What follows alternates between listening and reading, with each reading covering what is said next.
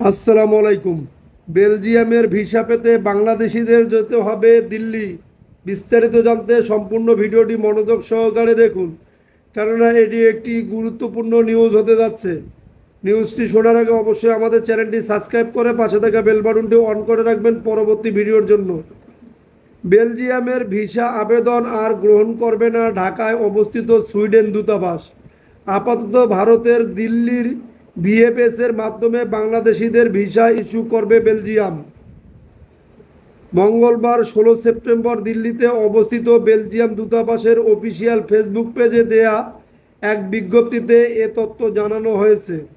দূতাবাসের বিজ্ঞপ্তিতে বলা হয়, 16 সেপ্টেম্বর থেকে সুইডেন দূতাবাস বেলজিয়ামের ভিসা আবেদন আর গ্রহণ করবে না। বাংলাদেশের নাগরিকদের বেলজিয়ামের সংক্ষিপ্ত ও দীর্ঘমেয়াদী ভিসা আবেদন ভিএফএস গ্লোবালের মাধ্যমে করতে হবে। এতে আরও বলা হয়, আবেদন করার পর একটি অ্যাপয়েন্টমেন্ট স্লট বুক করতে হবে এবং সশরীরে ভিসা আবেদনের ফাইল নয়াদিল্লিতে ভিএফএস অফিসে জমা দিতে হবে। অস্থায়ীভাবে আগামী 1 মাসের জন্য এই ব্যবস্থা করা হয়েছে। যদি আপনাদের ভিডিওটি ভালো লাগে তাহলে অবশ্যই আমাদের চ্যানেলটি সাবস্ক্রাইব করবেন।